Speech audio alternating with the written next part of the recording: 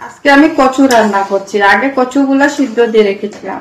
কচু দিয়ে ছোট মাছ রান্না করছি। কচুতে দেব মশলা, কচুর মধ্যে এখন হলুদ গুঁড়ো দেব। কচুগুলা খেতে অনেক স্বাদ। হলুদ গুঁড়ো দিয়ে একটু নাড়াচাড়া করবো। নাড়াচাড়া করে ছোট মাছগুলো দিয়ে দেবো। ছোট মাছগুলো আগে আমি ফ্রাই করে রেখেছিলাম। তো হালকা অল্প একটু দেবো জিরের গুঁড়ো।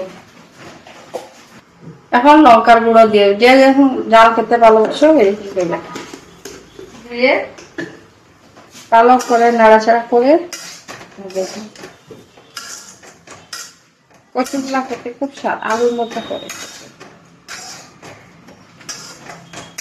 নাড়াচাড়া করে ঢাকা দিয়ে রাখবো। তারপরে জল দেবো। কচুগুলা সিদ্ধ হয়ে গিয়েছে। এখন আগে অল্প জল দিয়েছিলাম, পরিমাণ মতো জল দিয়ে দেবো। আর অল্প জল, বেশি জল দেবো না, বেশি হালকা হালকা খেতে ভালো লাগবে। হয়ে গেছে আমার কচুর তরকারি।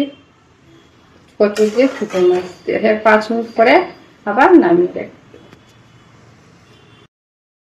আমার কচুর তরকারি হয়ে গিয়েছে। আগে দেখেছিলাম কচু দিয়ে ছোট মাছ দিয়ে শুকনা শুকনা করে, বেশি জল হয় নাই, শুকনা করে করেছি। এরকম বানিয়ে খেয়ে দেখবেন, অনেক খেতে ভালো লাগবে, একটু জাল জাল।